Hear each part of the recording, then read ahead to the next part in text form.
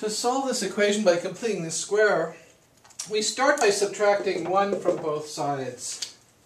So we get that the 1 goes away from this side and shows up on the other side as a negative 1. So this equals negative 1.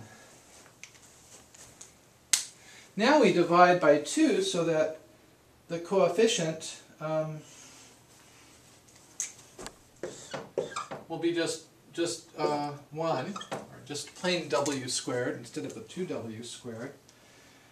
And so we get that w squared plus 5w's equals negative 1/2, and we have to add a box to each side to get ready for the completing the square process. So we're adding a box to this side and to this opposite side to keep the equation balanced.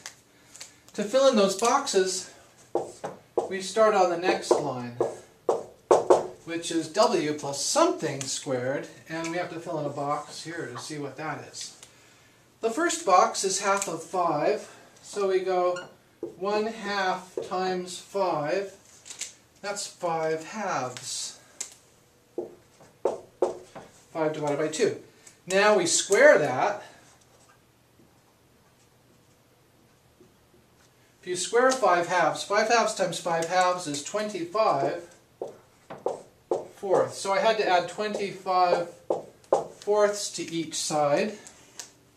This is 25/4 minus 2/4, so that's 23/4.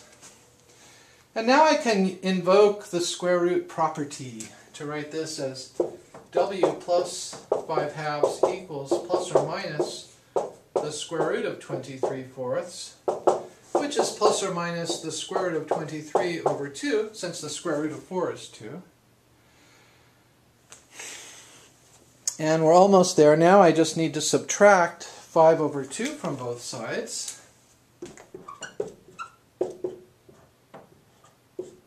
Subtracting 5/2 from each side, we get that w is equal to negative 5/2 plus or minus the square root of 23 over 2.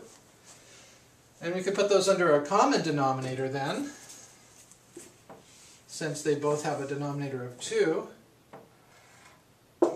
Let's do it like this here.